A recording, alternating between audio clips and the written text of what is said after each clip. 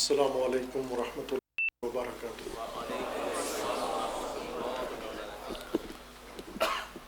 اعوذ باللہ من الشیطان الرجیم، بسم اللہ الرحمن الرحیم۔ الحمد للہ والصلاة والسلام علی رسول اللہ وآلہ آل اللہ، واللعنۃ الدائمۃ علی اعدائہم وأعداء اللہ من یوم عداوتہم الی یوم لقاء اللہ، اما بعد، فقال الامام الصادق علیہ الصلاۃ والسلام: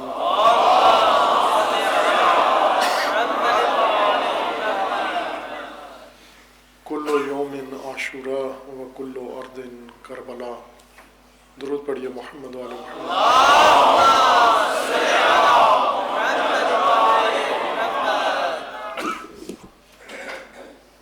ایک التماس سورہ فاتحہ کی گئی ہے جناب شہید سید ضیاء الدین رضوی، آپ اس شہید بزرگوار کے لیے اور دیگر شہداء کے لیے ایک دفعہ سورہ فاتحہ تلاوت کریں۔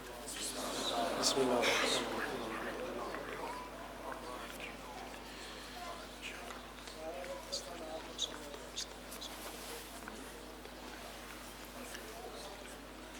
بسم اللہ الرحمن الرحیم۔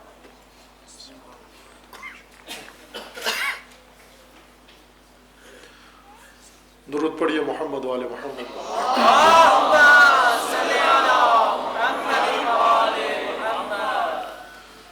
حلول ماہ محرم، ماہ غم، ماہ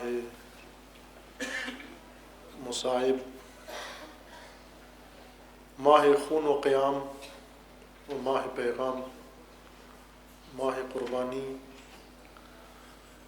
و ماہ غلبہ شمشیر، غلبہ خون بر شمشیر و ماہ فتح حسینیت بر یزیدیت، آپ تمام اہل عزا پر تسلیت و تعزیت عرض ہے۔ ایام سوگ ہیں، ماہ محرم اپنے ہمراہ جو سب سے بڑا پیغام لاتا ہے سوگ و عزا کا ہے۔ سوگ و عزا کے آداب ہیں جنہیں کم از کم مومنین کو چاہیے کہ خیال رکھیں ان کا۔ خلاف عزا اور وہ عمل جو منافات رکھتا ہو سوگواری کے ساتھ انجام نہ دیں۔ لعب، لہو عام حالات میں بھی مومن کے لیے جائز نہیں ہے، خصوصاً ایام عزا میں روا نہیں ہے۔ اور ایک ادب اس ماہ کے لیے یہ ہے کہ انسان عزا و سوگ کے ساتھ ساتھ اپنے آپ کو پیغام عاشوراء و کربلا کے لیے آمادہ کرے۔ جس طرح ماہ رمضان کے بارے میں ائمہ اطہار علیہ السلام نے فرمایا ہے کہ خداوند تبارک و تعالیٰ نے رجب اور شعبان رمضان میں مومن کے وارد ہونے کے لیے 2 مہینے مقرر کیے ہیں، یعنی 2 ماہ لگتے ہیں مومن کو رمضان کے لیے تیار ہونے کے لیے۔ رجب کے روزے، شعبان کے روزے، رجب کا اعتکاف، رجب کے اعمال، رجب کی دعائیں، شعبان کی مناجات، یہ سب کس لیے ہیں؟ تاکہ انسان رمضان تک پہنچ جائے، اور رمضان سارا اس لیے ہے کہ لیلۃ القدر تک پہنچ جائے۔ بغیر آمادگی کے عزیزان انسان محروم رہ جاتا ہے۔ خداوند تبارک و تعالیٰ نے ایسے حکمت سے یہ نظام بنایا ہے کہ گویا ایک طرح سے حج بھی عاشورہ کی آمادگی کے لیے ہے۔ انسان حج کر کے آتا ہے فوراً محرم شروع ہوتا ہے. جو حج کر کے نہیں آئے ہیں انہیں کہا گیا کہ حاجی سے ملنے کے لیے جاؤ. ملنے کے معنی یہ نہیں کہ فقط اس کا ولیمہ کھا کے آ جاؤ، اس لیے کہ وہ آمادہ ہو کر آیا ہے، بیت اللہ سے ہو کر آیا ہے، توحید کے گھر سے ہو کر آیا ہے، اور وہاں سے لوٹا ہوا انسان معمولی نہیں ہوتا. اس لیے کہا گیا ہے کہ جب اس سے معصیت سرزد ہونے سے پہلے اس سے مل لو جا کر، اس سے معانقہ کرو جا کر، کہ وہ نور جو خدا نے اس کے وجود میں ڈالا ہے ملنے والے کو بھی وہ نور پہنچ جاتا ہے. یہ سب کس لیے ہے؟ تاکہ انسان محرم کے لیے تیار ہو جائے، اور محرم میں عزا و سوگ و عزاداری و گریہ و مصائب و مجلس و نوحہ و مرثیہ و ماتم، یہ سب کس لیے ہے؟ تاکہ انسان عاشورہ کو سمجھ جائے، شب عاشور کو سمجھ جائے. امام علیہ السلام سے منسوب یہ جملہ امام صادق علیہ السلام سے منسوب ہے.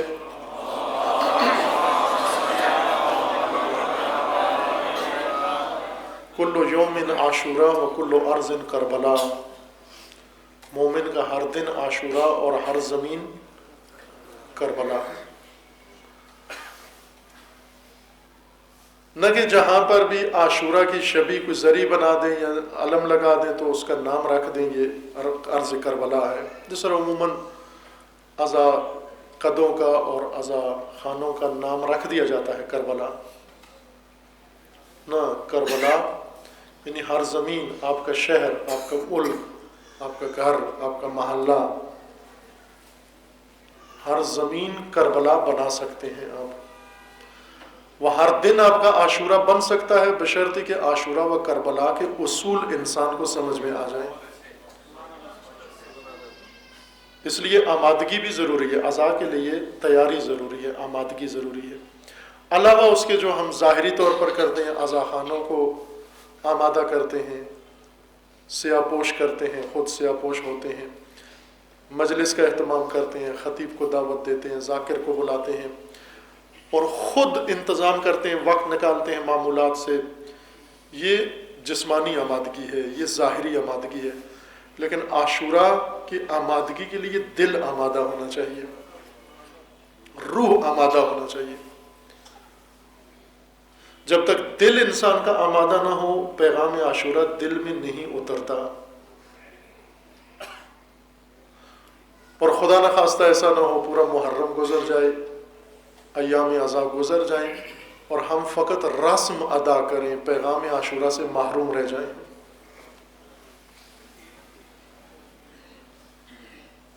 لہٰذا ایک ادب یہ ہے کہ ہمیشہ ذہنی آمادگی 24 گھنٹے اپنے اندر پیدا کریں. ان چیزوں سے پرہیز کریں جو انسان کے اندر ذہنی آمادگی اور قلبی آمادگی کو ختم کر دیتی ہیں. قرآن نے انسان کے دل کا حال بہت عجیب و غریب ذکر کیا ہے. دل کو دل کہتے بھی اسی وجہ سے ہیں کہ ایک حالت پہ ٹکتا نہیں ہے. قلب کہتے ہیں نا، قلب، دو نقطے والے قلب. قاف، وہ کش والا جو کاف ہے اس کا معنی ہوتا ہے کتا، ہاں، لیکن دو نقطے والا قاف جو کینچی والا قاف کہتے ہیں، اس کا معنی ہوتا ہے دل. قلب، تقلب. قرآن نے رسول اللہ کو فرمایا کہ ہم نے آپ کا تقلب دیکھ لیا ہے. تقلب یعنی آپ کی بے چینی، آپ کا اضطراب، آپ کا ایک حالت پہ نہ رہنا یا پہلو بدلنا آپ کا ہم نے دیکھ لیا ہے. ہمیں آپ کی بے چینی کا علم ہو گیا ہے. قلب کو قلب اسی لیے کہتے ہیں کہ بدلتا رہتا ہے، حالات بدلتا رہتا ہے. ان حالات بدلنے میں کبھی غافل ہو جاتا ہے، کبھی شقی ہو جاتا ہے، کبھی قسی ہو جاتا ہے، کبھی اس پہ میل چڑھ جاتی ہے. البتہ معمولی لوگوں کے دل کے لیے. رسول اللہ کے دل کا تقلب اور ہے، لیکن معمولی ہم جیسوں کا دل، اس میں بھی تقلب ہے، بے چینی ہے، اس کے اندر بھی ایک حالت نہیں ہے، بدلتا رہتا ہے. یہ قرآن نے حالات ذکر کی ہیں. شاید مجموعی طور پر 100 سے زیادہ حالتیں انسان کے دل کی قرآن نے ذکر کی. قاسیۃ القلوب، دل سخت ہو جاتے ہیں، پتھر جیسے سخت دل ہو جاتے ہیں، نرم دل ہوتے ہیں، خاشع دل و خاشی دل۔ عاشورہ کے پیغام کے لیے بھی دل کی ضرورت ہے، آمادہ دل کی ضرورت ہے۔ جو چیزیں دل کی آمادگی کو ختم کر دیتی ہیں ان سے پرہیز کریں۔ لعب و لہو سے دل کی آمادگی ختم ہو جاتی ہے۔ عبادتوں میں لذت نہیں آتی، کیوں؟ اس لیے کہ ٹی وی چینل سے اٹھ کے مصلی پہ کھڑے ہو جاتے ہیں۔ آخر یہ دل ہے، دل پتھر تو نہیں ہے، دل ہے۔ چینل اثر کرتا ہے اس کے اوپر، تصویر اثر کرتی ہے اس کے اوپر، بات اثر کرتی ہے اس کے اوپر، محفل اثر کرتی ہے اس کے اوپر۔ اتنا حساس ہے، اتنا حساس ہے کہ حتی نگاہ بھی اثر کرتی ہے اس کے اوپر، سماعت بھی اثر کرتی ہے اس کے اوپر، گفتگو بھی اثر کرتی ہے اس کے اوپر۔ اور جب دل آمادہ نہ ہو کچھ دریافت نہیں کرتا۔ قرآن نے ایک آیت ذکر کی ہے، خداوند تبارک و تعالیٰ نے الم یعن للذین آمنوا ان تخشع قلوبهم لذکر اللہ، کیا وہ گھڑی نہیں آئی کہ مومنین کے دل ذکر خدا کے لیے نرم ہو جائیں؟ کیا وہ گھڑی نہیں آئی ابھی؟ بہت خیال رکھیں اس کا، دل کا بہت خیال رکھیں، سب سے زیادہ۔ آنکھوں کا کتنا خیال رکھتے ہیں؟ خیال رکھتے ہیں نا، کچھ اس میں پڑ نہ جائے، تیز دھوپ پہ نہیں لے جاتے، خیال رکھتے ہیں۔ لیکن سب سے زیادہ جس چیز کا خیال رکھنے وہ دل کا۔ دل سے مراد بھی یہ پسلیوں کے اندر موجود پمپ نہیں ہے، اس کا نہ بھی خیال رکھے تو مسئلہ نہیں ہے۔ البتہ خیال رکھیں کہ موت، پریشانی کی صورت میں موت واقع ہو جاتی ہے یہ اگر مضطر ہو جائے۔ لیکن وہ دل جس کی قرآن بات کر رہا ہے، اس کا ایکو ختم کر دیں، ساؤنڈ کر دیں۔ وہ دل جس کی قرآن بات کر رہا ہے، وہ دل روح کا دل ہے، نفس کا دل ہے، آپ کا اپنا دل ہے۔ یہ ہمارا دل نہیں ہے، یہ ہمارے بدن کا دل ہے، نہ کہ ہمارا دل، ہمارے جسم کا دل ہے۔ ہمارا دل کوئی اور ہے، بھول گئے ہیں ہم، کسی کے دل کو اپنا سمجھ لیا۔ یہ بدن کا دل ہے، ہمارا دل ہمارے ساتھ جائے گا، یہ قبر میں رہ جائے گا، وہ ہمارے ساتھ جائے گا۔ اس میں خون ہوتا ہے، اس میں خدا ہوتا ہے۔ سبحان اللہ، ماشاءاللہ۔ اس کو پاک رکھیں۔ وہ اس کو کہا گیا ہے روایت میں، وہ حرم خدا ہے، وہ اللہ کا حرم ہے وہ دل۔ اور وہ جب آمادہ ہو جائے، تیار ہو جائے حرم خدا، پھر اولیاء خدا کا تذکرہ بھی اس میں آ جاتا ہے، پھر لیلۃ القدر بھی سمجھ میں آ جاتی ہے، اور پھر عاشورہ و شب عاشور بھی سمجھ میں آ جاتی ہے۔ یہ حدیث جو منسوب ہے امام علیہ السلام سے، کل یوم عاشورہ و کل ارض کربلا، ایک شعار محض نہیں ہے، اگرچہ شعار بھی ہے۔ شعار یعنی نعرہ، شعار اس چیز کو کہتے ہیں جو کسی کام کی علامت ہو، جسے دیکھ کر انسان کے اندر یہ شعور پیدا ہو کہ یہ کیا چیز ہے۔ جیسے مسجد کا شعار منارے ہیں، منارے دیکھ کے پتہ چل جاتا ہے یہ مسجد ہے۔ عزاخانوں کا شعار عزاداری ہے، پتہ چل جاتا ہے کہ یہاں پر عزاداری ہو رہی ہے۔ ہر چیز کا شعار ہے، شعار یعنی علامت اس کے پہچاننے کی۔ اسلام کے بھی شعار ہیں جن سے اسلام پہچانا جاتا ہے۔ اذان اسلام کا شعار ہے، پتہ چل جاتا ہے کہ یہ مسلمانوں کی جگہ ہے۔ اور شاعر اللہ کا احترام قرآن نے کہا کہ کرو۔ شعار جسمانی ہے اور شعار لفظی ہے، قول کی شکل میں ہے بعض شعار، بعض اقدامات شعار ہیں۔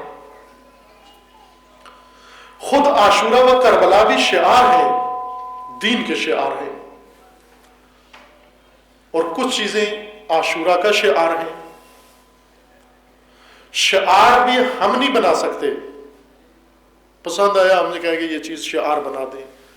کسی کہتے ہیں کوئی آدمی گیا کسی علاقے میں، اس سے جا کر پوچھا کہ یہاں آثار قدیمہ ہوتے ہیں آپ کے ہاں؟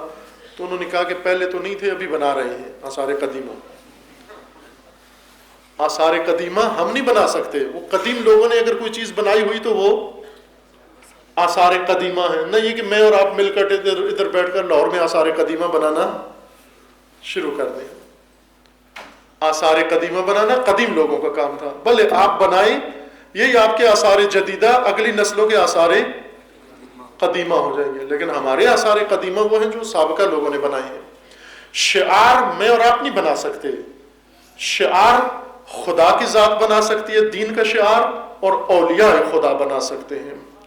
ہم شعار کی پیروی کریں گے، شعار کو مانیں گے ہم۔ شعار ہمارا کام بنانا نہیں ہے، شعار اپنانا ہے۔ اور متاسفانہ کربلا کے شعار گم ہو گئے ہیں ہم سے، کبھی سننے میں نہیں آیا کربلا کا شعار کوئی کسی جگہ پر۔ ایک شعار جو مدتوں سے جوانوں سے اپیل کی جا رہی ہے اور تذکر دیا جا رہا ہے کہ یہ شعار اپنا لیں اور اس کو اپنا شعار بنا لیں کہ یہ شعار حسینی ہے، لیکن کبھی جذبات میں آ کر تو کر لیتے ہیں تکرار، اس کو اپنی زبان کو اس سے نورانی کر لیتے ہیں، لیکن پھر بھول جاتے ہیں۔ اس کی وجہ یہ ہے کہ ہم خود شعار بنانے کے زیادہ ماہر ہیں بجائے شعار اپنانے کے۔ سید الشہداء علیہ السلام کا ایک شعار جو کربلا میں سید الشہداء نے مقرر بیان فرمایا وہ تھا ہیہات من الذلہ، یہ شعار سید الشہداء تھا کربلا میں، اور یہی ہمارے یہاں رائج ہونا چاہیے۔ محرم کا شعار یعنی ہیہات من الذلہ، ہم ہرگز ذلت قبول نہیں کریں، یہ شعار محرم ہے۔ اگر یہ شعار ہم نے اپنایا ہوتا کوئی مسلمان آج ذلیل نہ ہوتا، کوئی مسلمان ذلیل نہ ہوتا، آج پاکستان کی یہ صورتحال نہ ہوتی، یہ صورتحال نہ ہوتی پاکستان کی کہ اندر سے اس کو دہشت گردوں نے گھیرا ہوا ہے، باہر سے اس کو شیطانوں نے گھیرا ہوا ہے، اور پڑوسی اس کے سر پہ چڑھ دوڑے ہیں، اور اب اس کو اپنی بقا کا خطرہ ہے۔ یہ کس وجہ سے ہوا؟ یہ اس ملک کے حکمرانوں کی ذلت پذیری کی وجہ سے ہوا۔ اور ذلت کیوں قبول کی انہوں نے؟ اس لیے کہ عزت کے میدان سے تعلق نہیں رکھا اپنا۔ عزت کا میدان کربلا کا میدان ہے۔ کربلا انسان کو سکھاتی ہے ہیہات من الذلہ، ہرگز ذلت قبول نہیں کرنا۔ اگر یہ ایک جملہ پاکستانیوں کو سمجھ میں آ جائے، کوئی پاکستان کا بال بیکا نہیں کر سکتا، کوئی پاکستان کی طرف ٹیڑھی نگاہ سے نہیں دیکھ سکتا۔ شک نہ کرو اس میں دلیل بھی رکھتا ہوں اپنی بات کے لیے کہ اس وقت ہر ایک کو میلی آنکھ سے دیکھا جا سکتا ہے، حزب اللہ کو نہیں دیکھا جا سکتا۔ کیوں نہیں دیکھا جا سکتا؟ اس لیے کہ انہوں نے شعار اپنا لیا، شعار بنایا نہیں، شعار کربلا سے لے لیا، اپنا لیا۔ آپ نے سید مقاومت کے زبان سے کئی دفعہ یہ سنا، ہیہات من، ہم ذلت کبھی قبول نہیں کریں گے، ممکن نہیں ہے ذلت قبول کریں۔ یہ شعار ہے کربلا کے۔ سید الشہداء نے کربلا میں ایسے شعار بشریت کو دیے، جتنی ذاکر ایک خطیب مجلس تیار کرنے میں لگاتا ہے۔ کسی نے مجھے کہا کہ آپ جو مجلس پڑھتے ہو یہ تو بہت آسان ہے، لیکن کہا وہ دوسرے بزرگوار اور جو پڑھتے ہیں وہ بہت مشکل ہے۔ کیسے؟ کہا اس لیے کہ آپ جو کچھ پڑھتے ہو یہ قرآن میں بھی لکھا ہوا ہے، کتابوں میں لکھا ہوا ہے، نہج البلاغہ میں لکھا ہوا ہے، سید الشہداء کے خطبوں میں موجود ہے، اور یہ سب لکھا ہوا ہے، آپ پڑھ کے آ کے بیان کر، آپ کو کچھ بنانے کی ضرورت نہیں پڑتی۔ لیکن وہ سب کچھ ان کو نئے سرے سے بنا۔ اس وقت میری توجہ ہے، بات تو یہ صحیح کہہ رہے ہیں کہ ان کا کام زیادہ مشکل ہے۔ وہ پڑھ رہے تھے نا ذاکر، انہوں نے ایک جملہ پڑھا، کہا کہ یہاں تک تاریخ نے لکھا ہے، اس کے آگے میں غریب کی اپنی محنت ہے۔ تو یہ غریب کی محنت نے جو کچھ بنائی ہے داستان، وہ کچھ اور بن گئی ہے کہانی۔ وہ جو تاریخ نے لکھا ہے وہ کافی تھا، غریب کو خود محنت کرنے کی ضرورت نہیں تھی۔ غریب کا یہی کام ہوتا کہ جو کچھ لکھا ہوا ہے اس کو پڑھ لے، اس کو اپنا لے۔ ہم نئے شعار بنائیں نہیں، بلکہ شعار اپنائیں۔ عزیزان غور فرمائیں، یہ جوان غور فرمائیں، انقلاب نے جو شعار دیے ہیں ان میں تصرف مت کرو، ان کو اپنا لو۔ ان کو تبدیل مت کرو. ایک عالمی شعار امام راحل نے پوری دنیا کو دیا. ایک عالمی شعار. امام نے کیا فرمایا کہ مسلمانوں کی تمام بدبختیوں کی بنیاد امریکہ ہے. جو فریاد ہے امریکہ کے سر پہ ڈالو تم جا کر. اگر آپ کہیں اور سے بھی دیکھتے ہو تو وہ اس کا بانی بھی امریکہ ہی ہے. آپ یہ نہ سمجھو کہ بمبئی کے واقعات میں فقط بھارت ہے. بمبئی کے واقعات میں پہلے امریکہ ہے پھر بھارت ہے. اور بھارتی بھی بغلے نہ بجائیں کہ ایک موقع ان کے ہاتھ آ گیا. پاکستان سے عبرت لیں. ایک دن یہی تھا افغانستان پاکستان کی بغلیں بجانے کا موقع آ گیا. انہوں نے بغلیں بجائیں اور امریکہ کی معیت میں, امریکہ کی رقابت میں, امریکہ کی دوستی میں انہوں نے جو غلطیاں حماقتیں کی, اب وہی حماقتیں بھارت کرنے جا رہا ہے. یہ بغلیں بجانے کے دن نہیں ہیں, یہ عبرت لینے کے دن ہیں. آج پاکستان کو دیکھ لو, شیطان کی دوستی کا نتیجہ اس سے بہتر نہیں نکل سکتا ہے. الحمدللہ آپ میں سے تو کسی کی دوستی نہیں ہے, لیکن جن کی ہیں ان کو دیکھ لو, شیطان سے دوستی کا اچھا نتیجہ نہیں نکلتا. ایسا کم وقت ہے کہ جہنم میں جا کر پوری ڈٹائی کے ساتھ کہے گا کہ میں نے تو تمہیں دھوکہ نہیں دیا. یہ قرآن نے لکھا ہے کہ ایسا بے شرم ہے دوست ہونے کے باوجود اپنے دوستوں کو جہنم میں تنہا چھوڑ دے گا اور یہ کہے گا کہ میں نے تو نہیں آپ کو کہا تھا کہ جہنم میں میری راہ پہ, میں تو صرف دکھایا تھا, چلے آپ خود ہو. پاکستان آج عبرت بنا ہوا ہے دنیا کے سامنے شیطان دوستی کی وجہ سے. یہ ذلت, یہ رسوائی جو حکمرانوں کے اندر, سیاستدانوں کے اندر, لیڈروں کے اندر اور ان سے سرایت کر کے قوم کے اندر آئی ہے, یہ ذلت و رسوائی شیطان دوستی کا نتیجہ ہے, شیطان پرستی کا نتیجہ ہے. کربلا عزت کا راستہ بتاتا ہے. تقاضا کر رہے ہیں کہ پیچھے جگہ کم پڑ گئی ہے, آپ ذرا, جگہ تو یہاں بھی نہیں ہے, سمٹ جائیں تھوڑا سا, ادھر ہے جگہ. تو درود پڑھیے محمد والے محمد.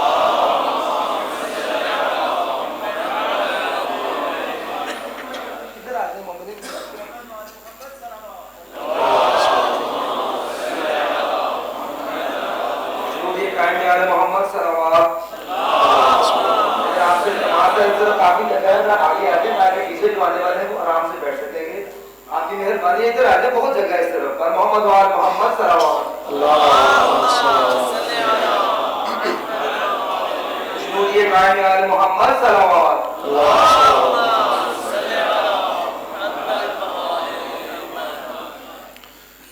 یہ شعار ہے. ایک سوال یہ کیا جاتا ہے کہ ائمہ کی سیرت میں تھوڑا سا فرق نظر آتا ہے. اس کو کئی طرح سے دیکھا جا سکتا ہے اور دیکھا گیا بھی ہے. آپ اگر ائمہ اطہار کی حیات مبارک کا مطالعہ کریں تو نشیب و فراز اس میں نظر آتے ہیں ہمیں. امیر المومنین کی زندگی ایک طرح سے بسر ہوئی, امام حسن علیہ السلام کی ایک اور طرح سے بسر ہوئی, سید الشہداء نے ایک اور طرح سے اقدام کیا, امام چہارم نے اس طرح سے عمل نہیں کیا, امام پنجم و ششم نے اور روش اپنا لی, امام ہفتم اور ہشتم نے اور روش اپنا لی, باقی ائمہ کی الگ الگ روشیں. اس نے لوگوں کے ذہنوں میں سوال پیدا کیے ہیں, سوال اٹھائے ہیں کہ یہ کیوں فرق کیوں ہے. مثلا کربلا سید الشہداء قیام کرتے, امام حسن علیہ السلام قیام نہیں کرتے. سید الشہداء نے مبارزہ کیا, امام سجاد علیہ السلام نے وہ راہ نہیں اپنائی بلکہ دعائیں اور مناجات انجام دی ہیں. امام پنجم و امام ششم نے حوزہ علمیہ بنا لیا اور درس دیتے رہے, فقہ پڑھاتے رہے, جس کا آج عظیم سرمایہ ہمارے پاس موجود ہے. امام ہفتم نے نہ قیام کیا, نہ کربلا کی طرح عمل کیا, نہ دعا و مناجات انجام دی, اور نہ ہی حوزہ علمیہ چلایا امام ہفتم نے. امام ہشتم پھر آئے, ان کی زندگی اور زیادہ نشیب و فراز میں گزری. ایک زمانہ پہلے مدینہ کے اندر گزرا, پھر دوسرا خراسان کے اندر گزرا, اور اسی طرح باقی ائمہ. کچھ لوگوں نے اس کو غلط زاویے سے دیکھا, یعنی اس نے ظن نہیں رکھا, یا جس طرح سے ایک مومن سوچتا ہے اعتقاد کے ساتھ, اس طرح سے عقیدت مندی کے ساتھ نہیں سوچا. ایک مصری مصنف نے کتاب باقاعدہ لکھی اسی موضوع پر، اور اس نے کہا کہ یہ شیعہ کے ائمہ میں جو اختلاف روش کا ہے، طرز عمل کا اختلاف ہے، یہ در حقیقت مجبوری کی وجہ سے ہے. یعنی جس میدان میں وہ اترے اس میدان میں انہیں بہت شدید رد عمل کا سامنا کرنا پڑا. اس رد عمل نے ان کو پیچھے پسپائی پہ مجبور کر دیا. یعنی اس کے نزدیک معاذ اللہ یہ پسپائی تھی. کہا کہ امیر المومنین اور امام حسن مجتبی یہ دونوں حکومت اور سیاست کے امام تھے، لیکن دیکھا کہ سیاست کے میدان مار لیا. بنو امیہ نے امام حسن علیہ السلام سے حکومت لے لی. سید الشہداء نے آ کر اپنا حق واپس لینے کی کوشش کی. بنو امیہ نے اتنا شدید رد عمل دکھایا کہ اس کے بعد ائمہ کو یعنی سیاست چھوڑنا پڑی کہ اس کے بعد ہم سیاست کی طرف رخ نہیں کریں. یہ مصری مصنف کی بات کا خلاصہ پیش کر رہا ہوں جو اس نے بدنیتی کے ساتھ انجام دیا. بلکہ بدنیتی کا خلا بھی ہم نے پیدا کیا ہے، چونکہ ہم نے یہ وضاحت نہیں کی کہ یہ سب کچھ کیوں ہوا، اس لیے اس کو میدان مل گیا کچھ کہنے کے لیے. اگر ہم نے یہ بتا دیا ہوتا کہ یہ کیوں ہوا ہے، وہ اتنی بدبینانہ رائے نہ بیان کرتا. بعد میں کہا کہ انہوں نے گوشہ نشینی اختیار کر لی، فقط دعا و مناجات میں اپنی زندگی بسر کی. کوئی میدان سیاست کا، حکومت کا، اقتدار کا جب بند ہو گیا تو انہوں نے دیکھا کہ عملی میدان بند ہے تو علمی میدان میں قدم رکھا. لہذا امام پنجم و امام ششم علمی میدان میں آئے. لیکن علمی میدان میں ابھی بہت کم عرصہ گزرا تھا، 100 سال بھی نہیں گزرے تھے. بڑے بڑے رقیب جس طرح سیاست کے میدان میں پیدا ہوئے، علمی میدان بھی ان کے مقابلے میں بہت بڑے بڑے رقیب پیدا ہوئے. بڑے بڑے مذہب اسی زمانے میں بنے. لہذا انہوں نے آ کر علمی میدان بھی ان کے ہاتھ سے لے لیا. لہذا امام ہفتوں علمی میدان سے بھی باہر کر دیے گئے. اور اس طرح کا نشیب و فراز ذکر کیا جاتا ہے. ظاہر ہے جب ہم اس نقطے کی طرف توجہ نہیں کریں گے اور یہ تجزیہ، تحلیل، تاریخ کی بیان نہیں کریں گے درست دلائل کے ساتھ، ہر ایک جو منہ میں آتا ہے کہتا جائے گا وہ، اور ذمہ دار ہم ہیں. ہم تکرار مقررات کے عادی ہو گئے ہیں. جو 100 دفعہ سنا ہے 101 دفعہ پھر سننے کے لیے تیار ہیں، لیکن اپنے مذہب کا دفاع کرنے کے لیے تیار نہیں ہے. ان یلغاروں کا مقابلہ کرنے کے لیے آمادہ نہیں ہے. جو کچھ ہم نے رٹا ہے وہ اس جواب میں آتا ہی نہیں ہے.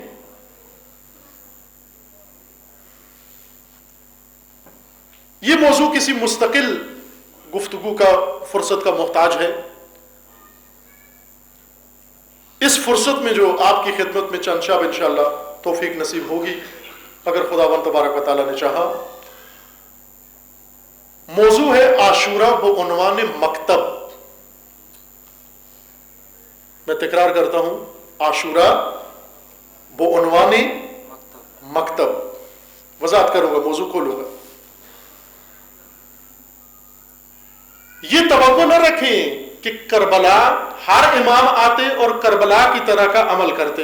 یعنی اپنے زمانے کی حکومت کے سامنے آتے، اٹھتے اور شہید ہوتے، اور اس کے بعد اگلے امام کی طرف امر موکول ہو جاتا. بعد والے امام بھی آتے اسی طرح. بس اوقات کرتے ہیں سوال، اپنے جوانان بھی یہ پوچھتے ہیں یہ بات کہ باقی ائمہ میں سے کسی نے کربلا کی طرح کیوں قیام نہیں کیا.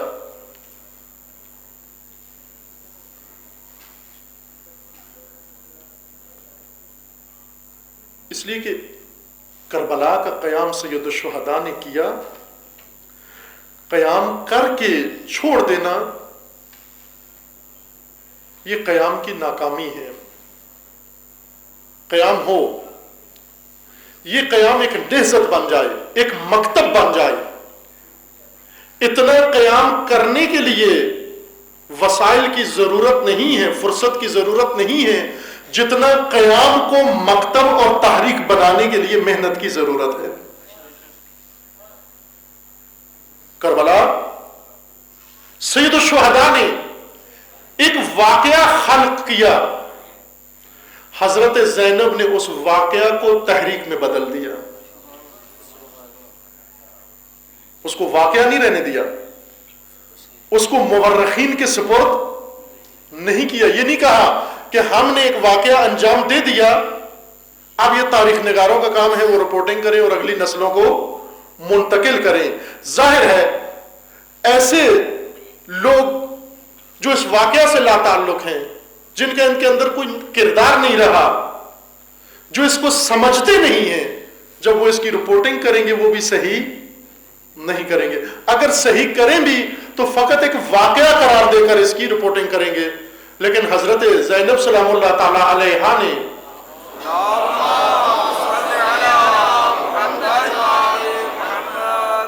واقعہ کربلا کو تحریک میں بدل دیا، موومنٹ بنا دیا، نہضت بنا دی، اور وہ نہضت وہی جس کی وجہ سے آج میں اور آپ یہاں بیٹھے ہوئے ہیں۔ کیوں آئے ہیں اس مجلس میں؟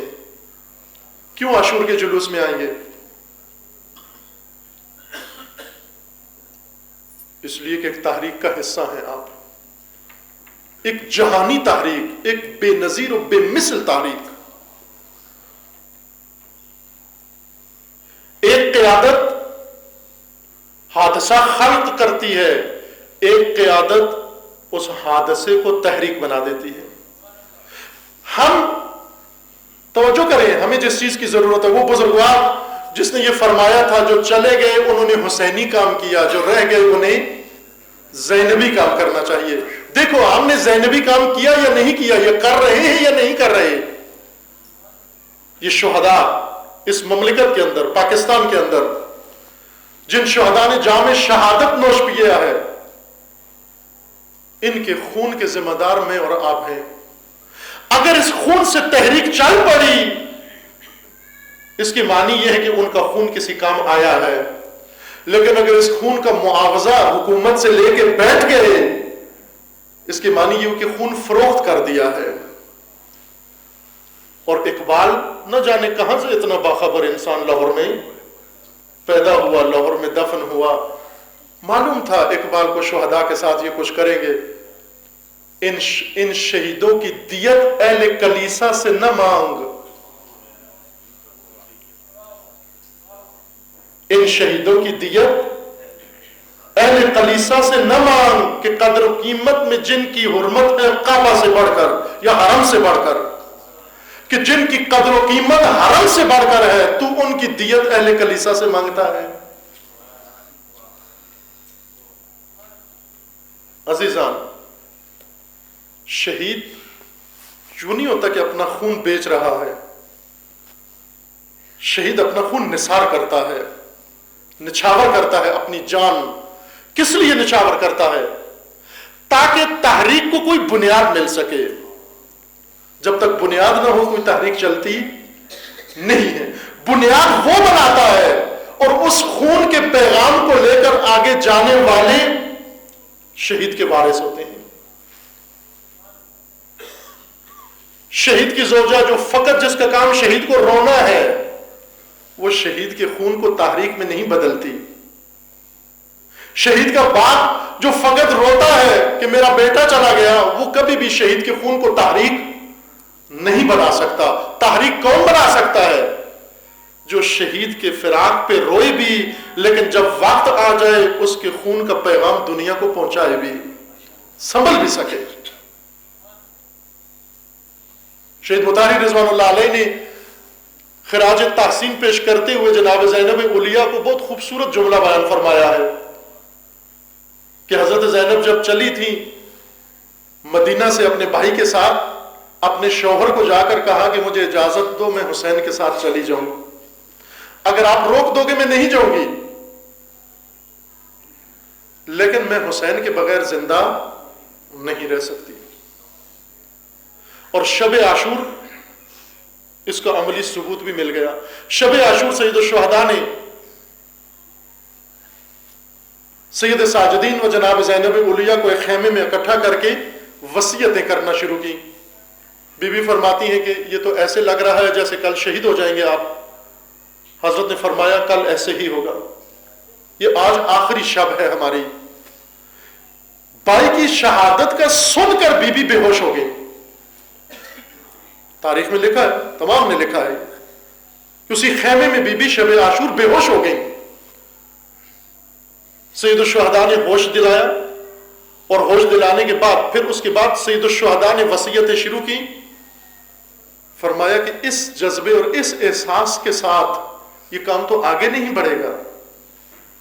اگر آپ ہر شہید کی شہادت کی خبر سن کر بے ہوش ہوتی رہیں تو پھر تو آپ قافلہ سالار نہیں بن سکیں گی. یہی وجہ ہے پھر اس کے بعد جناب سیدہ کے ہر حادثے کے بعد استقامت بڑھتی ہی گئی. ہر جنازہ جو آتا تھا سیدہ کی استقامت میں اضافہ ہوتا جاتا تھا اور اوج پہ وہاں جا کر مطلب پہنچا کہ یہی بی بی جو شہادت کی خبر سن کر بے ہوش ہو گئی تل زینبیہ پہ کھڑے ہو کر اپنی آنکھوں سے خنجر چلتا ہوا دیکھتی رہی لیکن بے ہوش نہیں ہوئی. کیوں بے ہوش نہیں ہوئی؟ اس لیے کہ جانتی تھی اگر میں بے ہوش ہو گئی میری بے ہوشی یعنی ساری قربانیوں کا ضائع جانا, میری بے ہوشی یعنی ان خون کا ضائع جانا, میری بے ہوشی یعنی امت کی موت, میری بے ہوشی یعنی اسلام کی موت. اس لیے مجھے زندہ رہنا ہے, مجھے ہوش میں رہنا ہے. اور اس کے بعد دیکھیں بی بی بے ہوش نہیں, کس قدر سنبھلی, کس قدر شجاعت آئی. لیکن بہت دشواری سے جناب زینب سلام اللہ علیہا نے یہ مرحلہ طے کیا. تحریک جناب زینب علیہ نے چلائی. ائمہ اطہار نے جو بعد میں آئے انہوں نے کربلا کو تمام مقدس ہستیوں نے حتیٰ وہ سر عالم حضرت حجت اجل اللہ تعالی فرج الشریف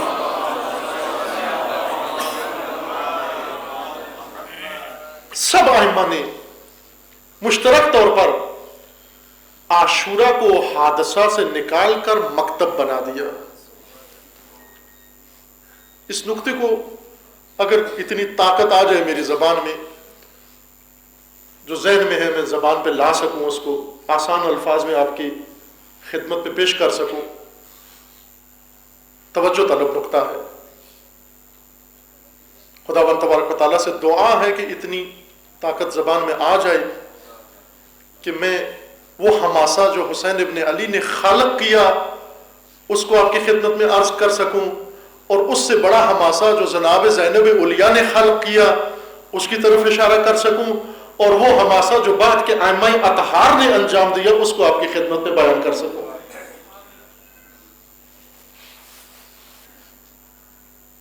آج دن ہمارے یہاں روز قوم ہماری جو حالت بن چکی ہے,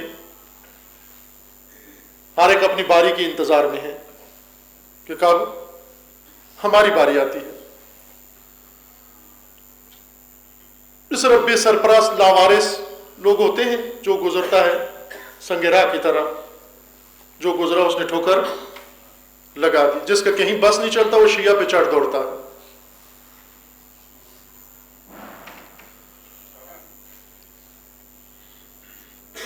اگر وہ پہلا عزیز شہید پشاور کی سرزمین پر جس کا خون گرا, اگر اس کا خون, وہ تو کار حسینی, وہ تھا بھی حسینی, اس کا عمل بھی حسینی تھا, اگر اس کو زینبی میسر آ جاتے وہ تحریک بن جاتی, وہ خون نہ رہتا, وہ خون تحریک بن جاتا, وہ خون علم بن جاتا, وہ خون شعار بن جاتا, وہ خون بیداری بن جاتا, وہ خون پیغام بن جاتا. آج اتنے شہید نہ کٹتے, شہر کے شہر ہمارے ویران نہ ہوتے, محرم میں مومنین کو اتنی پریشانی نہ ہوتی, اس عزاداری کو اتنے خطرے لاحق نہ ہوتے. اور اس طرح سینکڑوں جوان و بے گناہ دہشت گردوں کے ہاتھوں نہ کٹتے.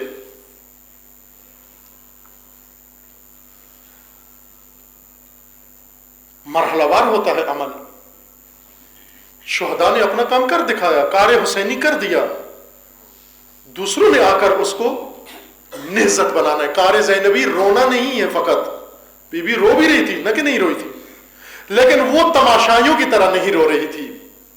وہ جو چھتوں پہ، کوفے کی چھتوں پہ بیٹھ کر رو رہے تھے، تماشا دیکھ رہے تھے، ان کے رونے کی بھی بی بی نے مذمت کی کہ اس طرح نہ رو، اگر رونا ہے تو ادھر آ کر رو. یہ کار زینبی ہے، شہداء کے خون کو تحریک بنا دینا، پیغام بنا دینا. لیکن اس سے آگے ایک اور مرحلہ ہے عزیزان، اور وہ یہ ہے کہ ایک تحریک کے اندر بنیادی روح اس وقت پیدا ہوتی ہے کہ جب اس کے پاس مکتب موجود ہو. اگر مکتب موجود نہ ہو تحریک چل نہیں سکتی. کو منہ میں چل نہیں سکتی. عزاداری رسم نہیں ہے، سنت حضرت زینب ہے. بعض اپنے آبا کی طرف منسوب کر دیتے ہیں، یہ ہمارے دادا کے زمانے سے شروع ہے. یہ اس وقت سے شروع ہے جب آپ کے دادا کی روح بھی نہیں تھی اس عالم میں، آپ کے پردادا بھی اس عالم میں موجود نہیں تھے. یہ روح در حقیقت ثانی، یہ عزاداری، یہ نہضت ثانی زہرا کا پیدا کیا ہوا انقلاب ہے، اور چلے گا، یہ قیامت تک رہے گا انشاءاللہ.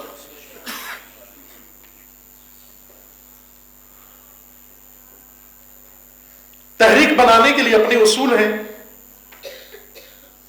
یہ گفتگو ایک اور جگہ پر ہو چکی ہے، اگرچہ مختصر ہوئی ہے، پورے طور پر جتنی اس کی ضرورت تھی اس طرح نہیں ہوئی.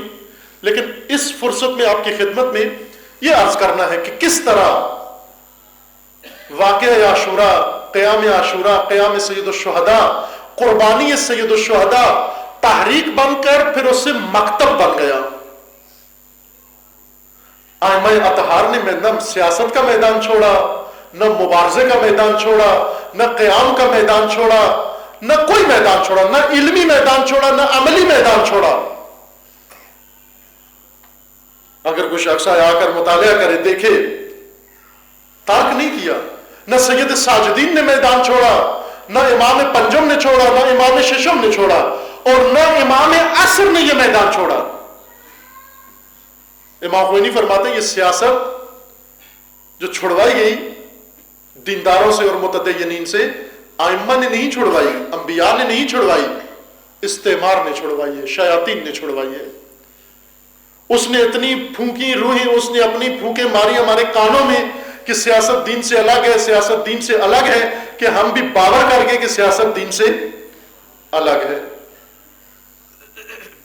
خدا رحمت کرے اقبال کو کہ کتنی خوبصورت اور حسین زبان میں یہ مطلب بیان کر کے گئے کہ عزیزان، جب بھی دین سیاست سے جدا ہوگا، دین بھی رسوا ہوگا، سیاست بھی رسوا ہوگی. اور آج یہی ہے، اسی وجہ سے پاکستان کے اندر سیاست بھی رسوا ہے، دین بھی رسوا ہے. کیوں رسوا ہے؟ چونکہ ایک دوسرے سے جدا ہو گئے ہیں. اگر دین سیاست سے جدا ہو جائے، اقبال کے بقول خانقاہیت بن جاتی ہے، اور سیاست دین سے جدا ہو جائے تو چنگیزیت بن جاتی ہے. پاکستان میں دو ہی طبقے ہیں اس وقت، یا چنگیز ہیں یا خانقاہیں ہیں. خانقاہیں یعنی جن کا فقط ذکر سے تعلق ہے، عمل سے کوئی تعلق نہیں ہے، اور سیاست جنہوں نے ساری چیزیں اپنے ہاتھ میں لی ہوئی ہیں اور دین سے کوئی تعلق نہیں. اور پھر امت بیچ میں ان دو کے درمیان گیند بنی ہوئی ہے. خانقاہی سے چھوٹتی ہے تو چنگیز کے ہاتھ میں، چنگیز سے چھوٹتی ہے تو خانقاہ کے ہاتھ میں.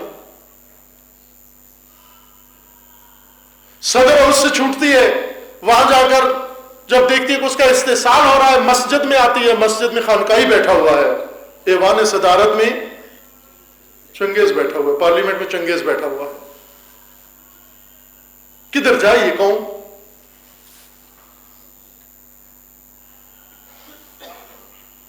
ائمہ نے نہیں ترک کیا میدان سیاست. ائمہ نے وہ کام کیا، اگر دنیا کو رمز پتہ چل جائے کہ یہ کام ہوتا کس طرح سے ہے، یقین جانے جو کام یہ کئی سالوں کئی دہائیوں میں کرتے ہیں وہ کئی مہینوں میں، چند مہینوں میں، چند ہفتوں میں انجام دے دیں گے. ہمارے پاس یہ فارمولہ موجود ہے، لیکن محکوم اور غلام، فارمولہ ہاتھ میں ہوتے ہوئے محکوم و غلام.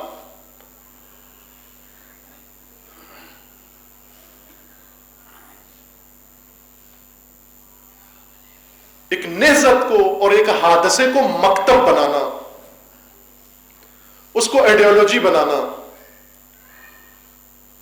اس کو پورا سسٹم بنانا، اس کا پورا نظام بنانا، یہ دشوار کام ہے. یہ کسی معمولی آدمی سے نہیں ہو سکتا. سید الشہداء نے بنیاد بنائی، حضرت زینب نے تحریک بنا دیا اس کو، ائمہ اطہار نے اسی کو مکتب بنا دیا. کیوں مکتب بنا دیا؟ تاکہ قیامت تک آنے والی تمام نسلوں کو کربلا میسر آ سکے. تاریخ نہیں بننے دیا، واقعہ نہیں رہنے دیا، اس کو مکتب بنا دیا. مکتب سے مراد کیا ہے؟ لغت میں رجوع نہ کریے، مکتب کا معنی وہاں پر پرائمری اسکول لکھا ہوا ہے. پرانے زمانے میں مدرسوں کو یہ مکتب ہی کہتے تھے نا. یہ بزرگ ہمارے سارے مکتب کے پڑھے ہوئے ہیں.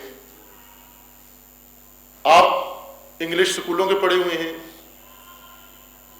پبلک اسکولوں کے پڑھے ہوئے ہیں، لیکن وہ بزرگان سارے مکتب کے پڑھے ہوئے تھے. مکتب مدرسے کو بھی کہتے ہیں، مکتب ابتدائی تعلیمی ادارے کو بھی کہتے ہیں، لیکن یہ نہیں ہے مراد. یہاں پر مکتب سے مراد آئیڈیالوجی ہے، جس کا آسان معنی، چونکہ انگلش زیادہ سمجھتے ہیں، اردو بولنے والے انگلش زیادہ سمجھتے ہیں. یہاں اردو اکیڈمی کی طرف سے کانفرنس ہوتی ہے، اردو کانفرنس، وہ بھی انگلش میں ہوتی ہے ساری. اس کا اشتہار بھی انگلش میں ہوتا ہے، اس میں تقریریں بھی انگلش میں ہوتی ہیں. یہ اردو معلوم نہیں کہاں جا پہنچے گی. فارسی میں بھی مکتب استعمال ہوتا ہے، عربی میں بھی مکتب استعمال ہوتا ہے، اردو میں بھی جاری ہے، رائج ہے مکتب، لیکن آئیڈیالوجی کے معنی میں لیں اس کو. جب بھی یہاں سنیں آپ لفظ مکتب تو آپ کے ذہن میں جو مفہوم آنا چاہیے وہ آئیڈیالوجی ہے. آئیڈیالوجی کی تھوڑی وضاحت کروں میں، کیا چاہیے. یہ جاگ کے سننے والی باتیں ہیں، اب معلوم نہیں کہ اس ٹائم کیا کیفیت ہے آپ کی. محمد وعلى محمد صلوات.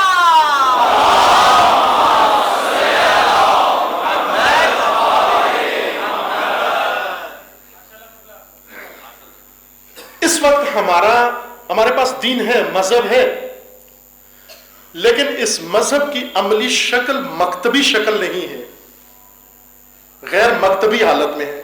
غیر مکتبی سے مراد یعنی اس کے اجزاء، اس کے اعضاء، اس کے مختلف حصے سب کچھ ہے. عقیدہ ہے، عمل ہے، فقہ ہے، اخلاق ہے، اس کے اندر سب کچھ موجود ہے، عبادتیں ہیں، لیکن ایک دوسرے سے ان کا کوئی تعلق نہیں ہے، کوئی تعلق نہیں ہے ان کا. میں اس کو مثال اگر دینا چاہوں، اس وقت ہمارے پاس جو مذہب ہے اس کی شکل عمارت جب تعمیر کرتے ہیں اس کے لیے مختلف مسالے، مختلف مواد خریدتے ہیں، میٹیریل، ریت لاتے ہیں، سیمنٹ لاتے ہیں، سریا لاتے ہیں، لکڑی لاتے ہیں، اور جو چیزیں ضرورت ہوتی ہیں وہ ساری اس وقت موجود ہیں، مہیا ہے. لیکن یہ ساری چیزیں یہاں پڑی رہیں، ان سے عمارت وجود میں نہیں آتی. اگرچہ ڈھیر لگے ہوئے ہوں، اینٹوں کا ڈھیر لگا ہوا ہو، ایک جگہ ریت کا ڈھیر لگا ہوا ہو، ایک جگہ سریا سیمنٹ کا ڈھیر لگا ہوا ہو، ایک جگہ کسی اور چیز کا ڈھیر لگا ہوا ہو، ہے نا ڈھیر اس طرح کے.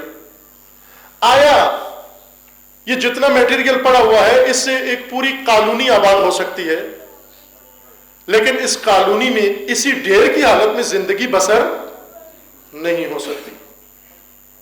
جہاں میں خطا کروں بتا دیں کہ یہاں آپ کو پاکستان کے حالات زیادہ پتہ نہیں ہے، لہذا کہیں کہ یہ ہوتا ہے، ڈھیروں میں زندگی بسر، اس اینٹ کے ڈھیر میں بھی زندگی بسر ہو سکتی ہے، ریت کے ڈھیر میں بھی زندگی بسر ہو سکتی ہے، لوہے کے ڈھیر میں بھی زندگی بسر ہو سکتی ہے. ظاہر نہیں ہوتی زندگی بسر، اگرچہ سب کچھ موجود ہے آپ کے پاس، لیکن اگر یہی ڈھیر جو پڑے ہوا ہے، ایک معمار، ایک انجینئر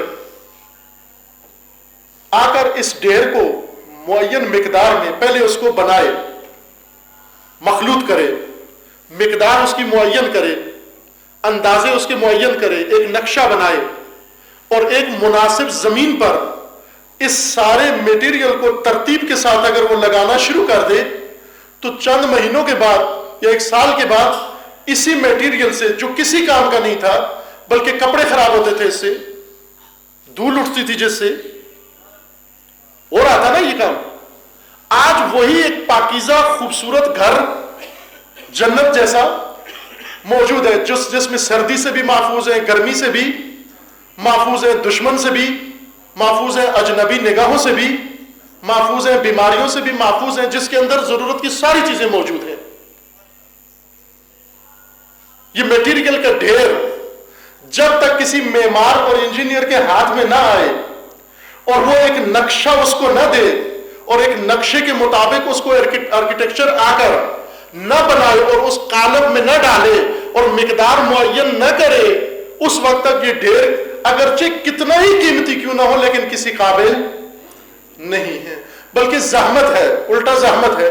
روڈ بھی اس نے گھیرا ہوا ہے، ماحول بھی اس نے خراب کیا ہوا ہے، بچوں کے کپڑے بھی روزانہ خراب ہو رہے ہیں، لیکن یہی میٹیریل جب ایک انجینئر کے زیر نظر اور ماہرین کے ہاتھوں سے جب یہ مناسب نقشے میں اترتا ہے، بڑا خوبصورت گھر بن جاتا ہے، رہائش کے قابل بن جاتا ہے۔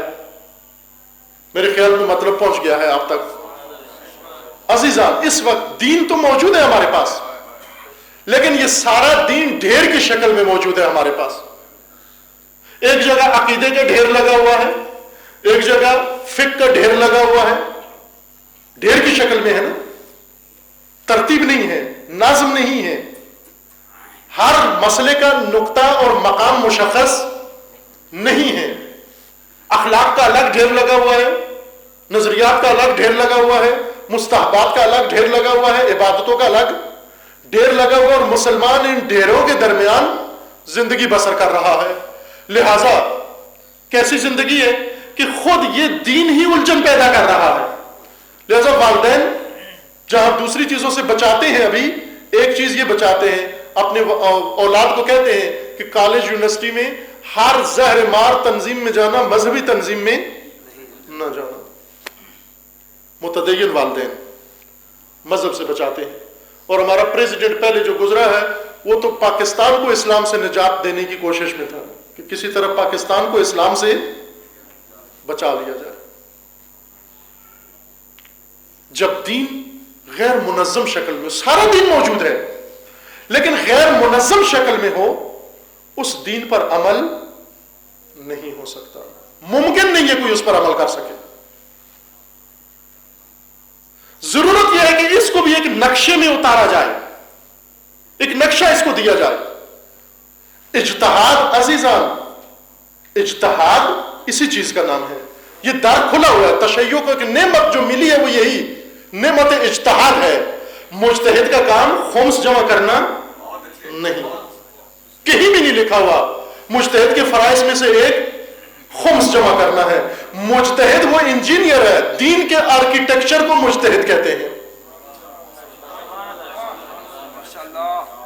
آپ کا کام تکرار مقررات نہیں ہے، آپ کا کام ان پراکندہ نظریات کو نظم دینا ہے، ان منتشر افکار کو نقشہ بنانا ہے۔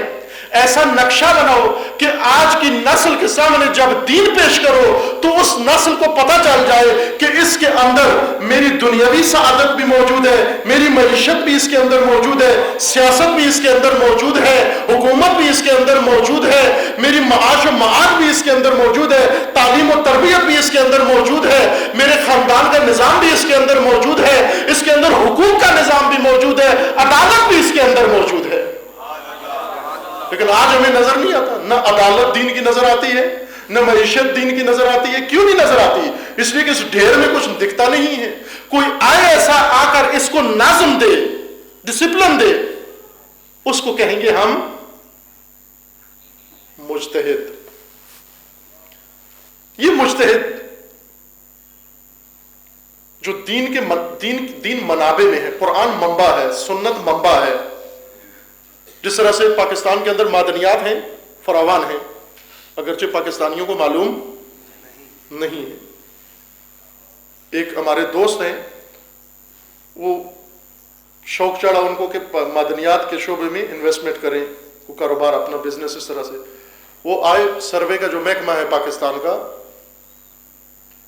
اس میں رجوع کیا انہوں نے کہ مجھے آپ نقشہ بتاؤ پاکستان کی معدنیات کا، تاکہ ہم دیکھیں، پھر اس کے مطابق دیکھیں کہ کہاں ہمیں مناسب ہے ہمارے لیے کہ ہم پیسہ لگائیں اپنا. تو انہوں نے کہا جی کہ یہ سروے تو ہو چکا ہے، معدنیات ساری مشخص ہیں، پتہ چل گیا ہے، لیکن یہ نقشہ ہمارے پاس نہیں ہے. کہا کس کے پاس ہے؟ انہوں نے کہا یہ برٹش ایمبیسی میں ہے. کہا ہمیں بھی جب ضرورت پڑتا ہے تو انہی سے لے کر آتے ہیں. کیوں ان سے لے کر آتے ہیں؟ کہتے ہیں سروے انہوں نے کیا. جب انہوں نے سروے کی ہے تو وہ ہمیں بھی پیسے لے کے کاپی دیتے ہیں نقشے کی کہ آپ ڈھونڈو گے. معدنیات ہیں فراوان. یہ معدنیات کس کام کی ہیں؟ اگر پیٹرولیم ہے، گیس ہے موجود، اور بہت ساری معدنیات اس زمین کے نیچے موجود ہوں، لیکن کوئی انجینئر ایسا نہ ہو جو اس کو معدن سے نکال کر سامنے لے آئے اور فقط یہ ہم ڈنڈورا پیٹتے رہے کہ ہمارے ملک میں اتنی معدنیات ہیں جتنی کتنی کسی ملک میں نہیں ہے. خوب آپ بے شک دنیا میں چرچے کرتے رہو کہ ہمارے پاس بہت معدنیات ہیں. خوب آپ کے پمپوں پہ تو پٹرول ملتا نہیں ہے، آپ کے چولہوں میں گیس نہیں ہے، آپ کے یہاں 18-24 گھنٹے ٹوٹل دن ہے، 25 گھنٹے بجلی غائب ہوتی ہے. کہاں ہے معدنیات آپ کی؟ کہاں ہیں؟ ادھر پاکستان مالا مال ہے معدنیات سے. اب اس میں شک نہیں ہے کہ مالا مال ہے، یہ پاکستان کا قصور نہیں ہے. اسی طرح دین معدنی حالت میں موجود ہے. دین کے اندر دین ایک معدن ہے، اس معدن میں سب کچھ موجود ہے. آپ کی دنیا بھی موجود ہے، آپ کی آخرت بھی موجود ہے. یہ جملہ تو سنا ہوگا آپ نے بارہا مجھ سے کہ وہ دین جو دنیا نہیں بنا سکتا، آخرت کبھی بھی نہیں بنا سکتا. یقین جان لیں آپ، ہمیں دنیا میں پیدا کیا گیا ہے اسی تجربے کے لیے کہ وہ چیز اپنائیں جو یہ جہان بنا دے، پھر وہ جہان بھی بن جائے گا. لیکن اگر ہم نے کہیں کہ نہ خیر آگا دین تو صرف آیا آخرت کے لیے، دنیا اس سے نہیں بنتی، تو جو ابھی نقد نہیں بنا سکتا وہ ہدار کیا بنائے گا؟ دنیا نقد ہے نا، ابھی ہے ادھر. دنیا سے مراد لعب نا، وہ مذموم دنیا جس کو قرآن نے رد کیا ہے، نہج البلاغہ نے رد کیا، وہ ایک الگ دنیا ہے. دنیا سے مراد یعنی یہ زندگی، موت سے پہلے کی زندگی. جو موت سے پہلے کی زندگی میں ہمیں نازل نہیں دے سکتا، وہ آخرت میں کچھ بھی نہیں دے سکتا. اگر اس دین نے جنت دے بھی دی تو اسی طرح کی جنت دے گا جیسے ادھر دنیا دی ہوئی ہے. دہشت گردوں والی جنت، وہاں دہشت گردوں سے وہاں بھی جان نہیں چھوٹے گی، چونکہ دہشت گرد بھی سارے دیندار ہیں، مذہبی ہے نا سارے.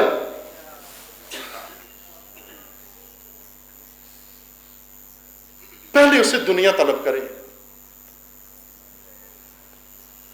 مجتہد کا کام اسی معدن سے یہ خام مال نکال کر اپنے زمان، کیوں ہر زمانے میں مجتہد ہونا چاہیے؟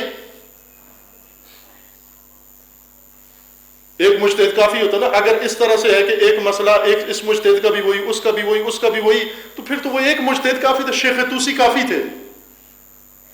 جس طرح اہل سنت کے اندر ہے نا، وہ ان کے جو پہلے مجتہدین تھے اولین، وہی 4 مجتہد، ان کے جو ائمہ اربعہ ہیں مذاہب کے، وہ 4 مجتہد ہیں. وہ یہ کہتے ہیں کہ اجتہاد کا دروازہ تو بند ہے، یہ بعد میں آنے والے ان کو ہم مذہب کا امام نہیں، چونکہ نئی چیز تو اندر سے نکلنی کوئی نہیں ہے. جب اجتہاد ہی نہیں کرنا، جب اجتہاد نہیں کرنا تو صدیوں پہلے کا ایک مجتہد کافی ہے. توضیح المسائل، ایک توضیح المسائل کافی ہے. یہ بار بار توضیح المسائل کیوں چھپتی ہے؟ کوئی فرق پڑا ہے اس میں؟ کوئی فرق نہیں پڑا. اگر نہیں پڑا تو وہ پہلی کافی ہے. دروازہ اجتہاد اس لیے کھولا گیا، مقرر کیا گیا، اس لیے کہ نسلیں بدلتی رہیں گی، اور جب نسلیں بدلیں گی نسلوں کے مسائل بدلتے رہیں گے، نسلوں کی ضرورتیں بدلتی رہیں گی، نسلوں کے تقاضے بدلتے رہیں گے، اور ہر نسل اپنے اصل کے تقاضوں کو پورا کرنے کے لیے پیدا کی گئی ہے. نہ سابقہ نسلوں کی تقلید کے لیے پیدا کی گئی ہے، ہر نسل کو اس کے زمانے کے لیے پیدا کیا گیا ہے۔ اس لیے دین نے بھی اہتمام کیا کہ ساتھ آرکیٹیکچر بھی بنا دیا، ہر نسل کا آرکیٹیکچر الگ ساتھ پیدا کر دیا۔ یہ اپنے زمانے کی بات کریں،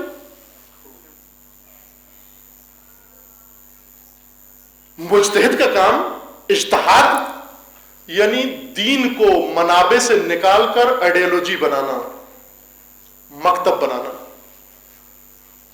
ابھی جو ہمارے پاس دین ہے وہ آئیڈیالوجی نہیں ہے، عقائد دیکھ لیں آپ، منظم نہیں، ان کا ربط احکام سے نہیں ہے، احکام کی کسی باس میں عقائد کا تذکرہ نہیں آتا۔ ایک اور مشکل جو درپیش ہے ہمیں وہ شیعہ اختلاف ہے، شیعہ گروہ میں آپس میں اختلاف، بلکہ اب تو علامت بن چکی ہے۔ اگر اختلاف نہ ہو تو شک کرو کہ پتہ نہیں شہید صحیح شیعہ ہیں بھی یا نہیں۔ اگر کسی جگہ اتفاق نظر آئے شک ہونے لگتا ہے کہ کسی اور مذہب کے نہ ہو۔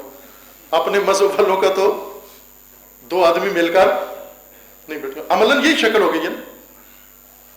کیوں ہوئی ہے؟ ایک بزرگ نے سوال کیا یا کہیں اعتراض کیا، کہا آپ ہر جگہ سنی شیعہ اتحاد کی بات کرتے ہیں، تو سنی شیعہ اتحاد سے پہلے آپ شیعہ اتحاد کی بات کریں، تو بہت اچھی بات ہے، یہ ہونا چاہیے۔ لیکن ان سے جو میں نے عرض کیا وہ جملہ دوہرا دیتا ہوں یہاں آپ کے سامنے، ان سے یہ عرض کیا کہ شیعہ سنی اتحاد ممکن نظر آتا ہے لیکن شیعہ اتحاد ممکن نظر نہیں آتا۔ کہنے لگے عجیب بات کرتے ہیں آپ۔ میں نے کہا اس لیے کہ شیعہ سنی اتحاد ہمیں معلوم ہے کہ اختلاف کہاں ہے اور کیوں ہے اور کیا ہے۔ یہ معلوم ہے کہ نظریاتی اختلاف ہے۔ نظریاتی اختلاف جب پتہ ہو کہ اختلاف کیا ہے اور جب یہ بھی پتہ ہو کہ وہ نظریے میں ہے تو وہاں بات کی جا سکتی ہے۔ قرآن نے بھی نمونہ پیش کیا ہے کہ آپ مسیحیوں کو کیا کہو، رسول اللہ کو کہا کہ اے رسول ان لوگوں کو جو آپ کو رسول ہی نہیں مانتے، جو قرآن کو آسمانی کتاب ہی نہیں مانتے، ان سے جا کر کیا کہو، قل تعالو، آؤ ہماری طرف آؤ، ہم آپس میں مل بیٹھتے ہیں۔ تعالو علی کلمۃ، آیہ کریمہ کہ اے مسیحیوں آؤ ہم مل بیٹھتے ہیں ایک ایسے مشترک بات پر جو ہمارے اور تمہارے درمیان مشترک ہے، اور وہ یہ ہے کہ خدا تمہارا بھی وہی ہے ہمارا بھی وہی۔ بس یہ کافی ہے اتحاد کے لیے، اور کیا چاہیے؟ خدا ایک ہونا کافی نہیں ہے، یہ کافی ہے۔ تو اہل سنت کے ساتھ تو بہت ساری چیزیں ہماری ملتی ہیں، جمع ہو سکتے ہیں ایک جگہ پر۔ کیوں شیعہ اتحاد ممکن نہیں لگتا؟ توجہ فرمائیں، اس لیے کہ شیعہ کا آپس میں نظریاتی اختلاف نہیں ہے، بلکہ عزیزان یہ ذرا دکھ کی بات ہے، حرج نہیں ہے اس بات کے کرنے میں۔ ہمارا آپس کا اختلاف اخلاقی کمزوریوں کی وجہ سے ہے۔ نظریاتی اختلاف کسی کا بھی نہیں ہے، سب کچھ ایک، اخلاقی کمزوریوں کی وجہ سے ایک دوسرے سے دور ہے۔ اور اخلاقی کمزوریاں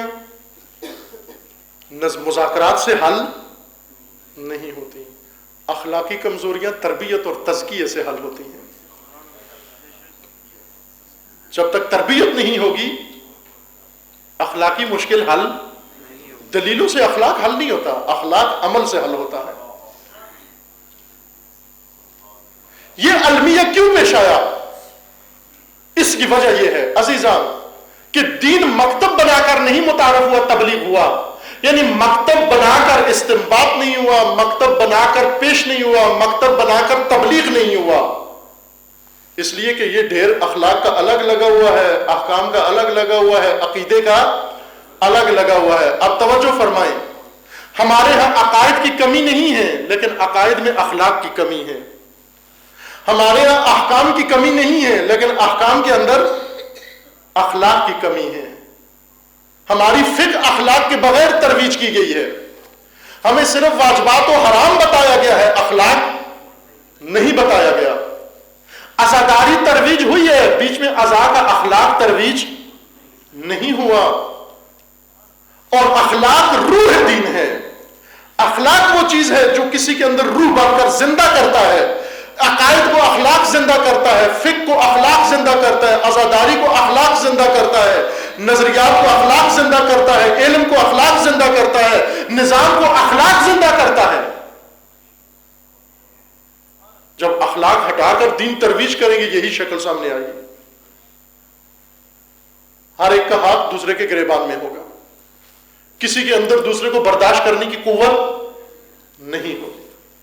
یہ کوئی طریقہ ہے دین ترویج کرنے کا، اپنا نظریہ پیش کرنے کا، کہ جو نماز میں مثلا تشہد میں علی ولی اللہ نہیں پڑھتا اس کے ماں باپ کی ایسی تیسی. یہ دین ہے؟ یہی اشارہ کیا نا، یہ دین ہے. خب ٹھیک ہے، ایک بات ہے، ایک نظریہ ہے، اپنی بات کرو، دلیل دو اپنی ساتھ. گالی کیوں دیتے ہو؟ یہ تہمتیں کیوں لگاتے ہو؟ اور یہی حال سب طرف ہے. اس کی وجہ یہ ہے کہ دین مکتب بنا کر پیش نہیں کیا گیا. یہ اصطلاح تو سنی ہوگی آپ نے بعض شخصیات، انقلابی شخصیات کے متعلق، مخصوصاً شہید رجائی کو کہتے تھے کہ یہ ایک مکتبی انسان ہے. ابھی ایران میں رائج ہے یہ اصطلاح، مکتبی انسان ہے. مکتبی سے مراد انقلابی نہیں ہوتا. اب میں یہ چھوڑ گیا ہوں، یہ قافیہ نہیں ملایا ساتھ. حتیٰ پاکستان میں انقلاب بھی بغیر اخلاق کے ترویج ہوا ہے. انقلاب بلا اخلاق. انقلابی یعنی جس کی کوئی بریک نہ، اس کی زبان کی بریک ہو، نہ اس کے عمل کی بریک ہو، نہ اس کی سوچ کی بریک ہو. نہ دین اجازت نہیں دیتا اتنی کسی چیز کی.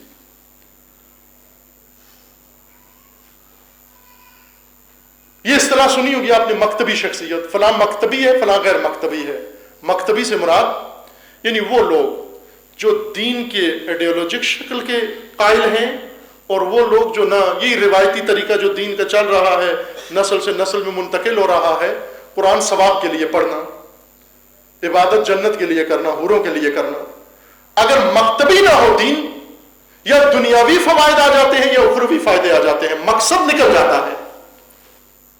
اور مکتب بنانا ہر ایک کے بس کی بات نہیں ہے. خصوصاً عزیزان، خصوصاً عاشورہ کو مکتب بنانا آسان نہیں ہے.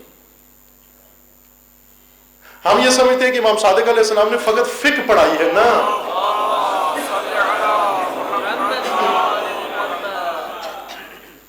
امام صادق علیہ السلام نے صرف فقہ نہیں پڑھائی، بلکہ امام علیہ السلام نے عاشورہ کو مکتب بنا دیا، ایڈیولوجی بنا دیا، پوری دنیا کو بتا دیا کہ جہاں پر آپ کے پاس دوسرے نظریے اور مکاتب موجود ہیں، آؤ ہمارے پاس بھی مکتب موجود ہے.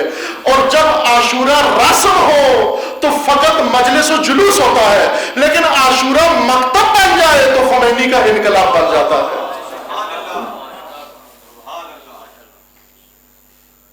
انقلاب انہی جلوسوں سے انقلاب نکلتا ہے، انہی مجلسوں سے انقلاب نکلتا ہے. ہمیں پورے دین کی مکتبی شناخت کی ضرورت ہے، پورے دین کی. تشیع مکتب ہے عزیزان. ہم قوم بن گئے ہیں، ابھی کہتے ہیں شیعہ قوم. کس ہنرمند نے بنایا مکتب کو قوم بنا دیا؟ مذہب سے قوم بنانا آسان تو نہیں ہے، یہ بھی کسی نے کیا ہے کام کہ ہمیں قوم بنا دیں. ہم مکتب ہیں، تشیع مکتب ہے، اور عاشورہ مکتب ہے جو تشیع کا عنوان ہے. جب مکتب ہے، ہر چیز اس مکتب کی اپنی ہے. اس مکتب کی عبادت کچھ اور ہے، اس مکتب کے سجدے کچھ اور ہیں. اور تعجب ہے مجھے، مجلسیں ہم کرتے کرواتے ہیں، پڑھتے ہیں، سمجھ اقبال کو آیا ہے مکتب. اقبال کی کربلا صرف ایک خطہ زمین کا نہیں ہے. اقبال کی نظر میں عاشورہ صرف ایک حادثہ نہیں ہے، بلکہ اقبال کی نظر میں عاشورہ ایک مکتب ہے.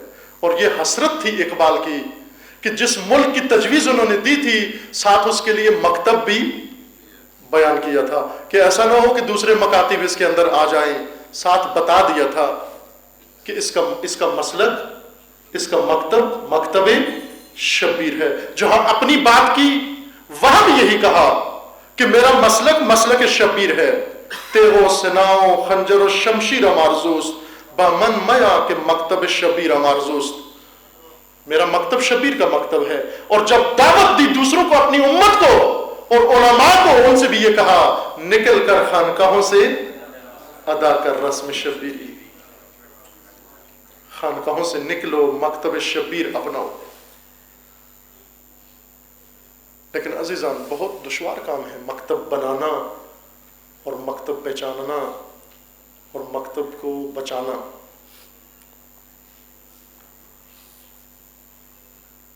چونکہ کربلا بنیاد ہے اس مکتب کی، کربلا کی بنیاد بھی بہت پہلے پڑ گئی تھی. جس دن رسول اللہ کی آنکھ بند ہوئی اسی دن کربلا کی بنیاد پڑ گئی.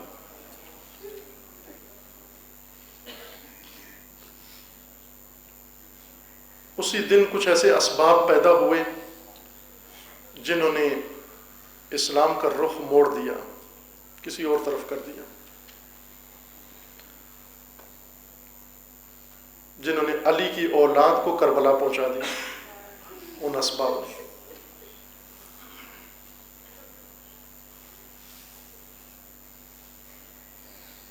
ولایت دوستی بن رہی تھی، زہرا نے مکتب بنا دیا. غدیر میں دوستی کا اعلان نہیں ہوا تھا، مکتب کا اعلان ہوا تھا. بہت تعجب ہوتا ہے آج غدیر کے ماننے والوں کو جب ولایت فقی سمجھ میں نہیں آتی، بہت تعجب ہوتا ہے. میں غور کرتا رہتا ہوں کہ خدایا جن کا مکتب سے کوئی تعلق نہیں ہے، ولایت سے کوئی تعلق نہیں ہے، ان کو نہ سمجھ میں آئے، ان کا حق بنتا ہے. لیکن ولایت جن کی روح ہے، جن کی غذا ہے، جن کی جان ہے، جو ہیں ہی ولایت کے پروردہ، ان کو کیوں سمجھ میں نہیں آ رہی؟ تو پھر جا کر نتیجہ یہی نکلتا ہے کہ غدیر کے ولایت کا رخ بعضوں نے اس طرح سے موڑ دیا تھا کہ اسے مکتب بننے ہی نہیں دیا، اس لیے دور کر دیا لوگوں کو. اہل ولایت کو ولایت قبول نہ ہو، نظام ولایت قبول نہ ہو، ہر آمر ڈکٹیٹر کو مان لیں، ہر جمہوری تماشے کو مان لیں، لیکن ولایت کا نظام نہیں چاہیے، دور کر دیا گیا. جناب سیدہ نے یہ فرمایا کہ نا یہ جمہوریت کا گسالہ تمہارا یہ درست راستہ نہیں ہے. یہ نہ کہو کہ جہاں ووٹوں سے کام ہوا ہے، ووٹیں چلی گئی یہاں پر. فرمایا غدیر کے مقابلے میں جمہوریت نہیں ہے، مکتب بنا دیا. لیکن ولایت کو مکتب بناتے ہوئے اتنا دشوار کام ہے کہ حضرت سیدہ مدینے کے ہر دروازے پہ گئیں، پوری رات گئیں، بلکہ بعض روایات میں کئی راتیں گئیں، مسلسل ہر شب ہر دروازے پہ جاتی، دستک دیتی، دروازہ نہیں کھولتے تھے، اور بعض کھول دیتے تھے لیکن باہر آ کر معذرت کر لیتے تھے کہ ہم آپ کے لیے کچھ نہیں کر سکتے. بعض یہ کہتے ہمیں بھول گئی ہے، بات بھول گئی، 2 مہینے 10 دن پہلے کی بات بھول گئی ہے.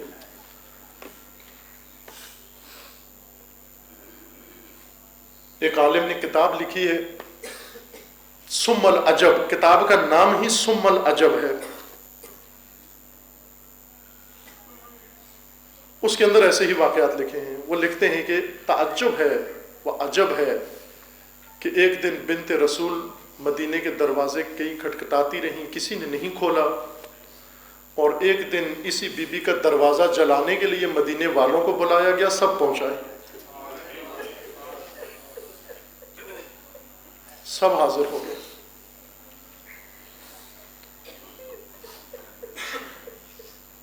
بہت دشوار مرحلہ تھا بی بی کے لیے. عموماً ایک سوال ذہن میں اٹھتا ہے، لوگ پوچھتے ہیں، یہ کہتے بھی ہیں ذہنوں میں کہ جب علی کے دروازے پر لوگ گئے، دروازہ جلایا، حضرت سیدہ زخمی ہوئی، پہلو زخمی ہوا، محسن شہید ہوئے، یہ سب کچھ ایک خاتون کو کیوں بھیجا، خود علی کیوں نہیں آیا؟ علی آنا چاہتے تھے، اٹھے بھی، آنے کے لیے اٹھے، لیکن حضرت زہرا نے کہہ کر بٹھا دیا کہ علی یہ میدان زہرا کا میدان ہے، آپ نے بڑے میدان مارے ہیں، احد و خندق و خیبر و بدر و حنین یہ علی کے میدان تھے. کہا علی یہ ولایت کا میدان زہرا کا میدان ہے, یہ جنگ میں نہیں لڑنی ہے, اور ایسی جنگ لڑوں گی کہ کبھی بھی ولایت کے چور چھپ نہیں سکیں گے. آئی بی بی دروازے کے پیچھے اور آ کر ان کی للکاروں کا جواب دیا کہ جب تک زہرا زندہ ہے کوئی ناپاک ہاتھ علی تک نہیں پہنچ سکتا.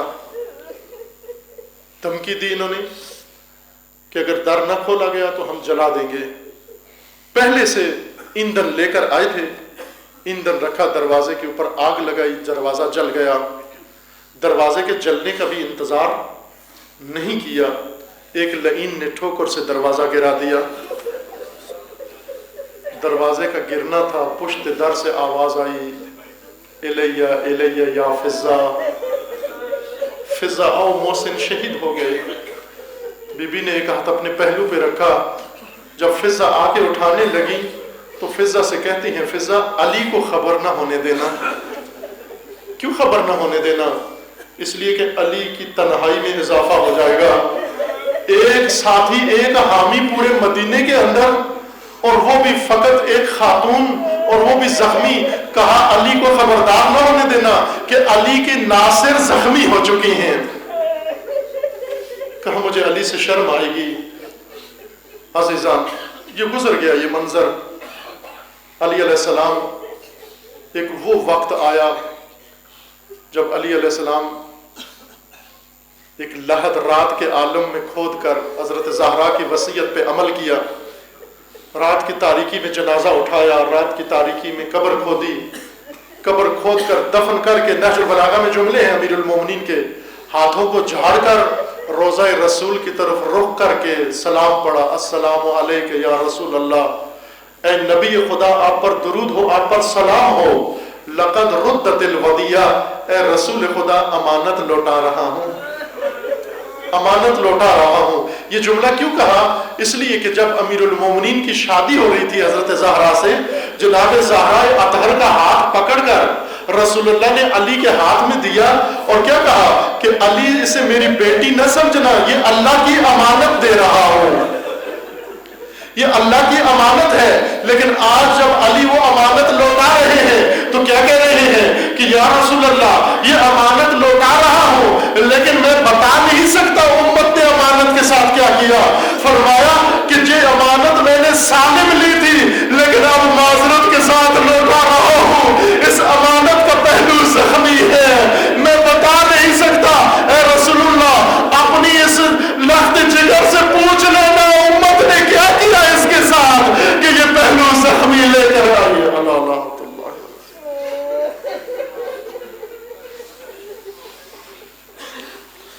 فَسَيَعْلَمُ الَّذِينَ ظَلَمُوا أَيَّ مُنْقَلَبٍ يَنْقَلِبُونَ. اللهم بحق اسمك العظيم الأعظم الأعز الأجل الأكرم, يا الله يا الله يا الله يا الله يا الله يا الله يا الله. پروردگارہ بحق محمد و آل محمد, ہمارے اس قلیل سے ذکر کو اپنی بارگاہ میں قبول فرما. مومنین کے اخلاص و خلوص کو شرف قبولیت عطا فرما. جو مومنین اس دنیا سے رحلت کر گئے انہیں جوار رحمت میں مقام نصیب فرما. جو مریض ہیں انہیں شفاء کاملہ نصیب فرما. جو ملتمس دعائیں ان کی دعاؤں کو پورا فرما. جو صاحب حاجات ہیں ان کی حاجات کو پورا فرما. پروردگارہ بحق محمد و آل محمد, جو مریض ہیں گھروں میں یا اسپتالوں میں انہیں شفاء کاملہ نصیب فرما. پروردگار عالم اسلام پر ظلم و ستم ہو رہا ہے, ان تمام مسلمین کو, خصوصاً مظلومین فلسطین و مظلومین غزہ کو ان ظالموں اور وحشیوں کے شر سے محفوظ فرما. امریکہ اور اسرائیل کو نیست و نابود فرما, ان کے حامیوں کو رسوا فرما. پروردگارہ بحق محمد و آل محمد حزب اللہ لبنان کو کامیابی عطا فرما. سید مقاومت سید حسن نصر اللہ کی حفاظت فرما.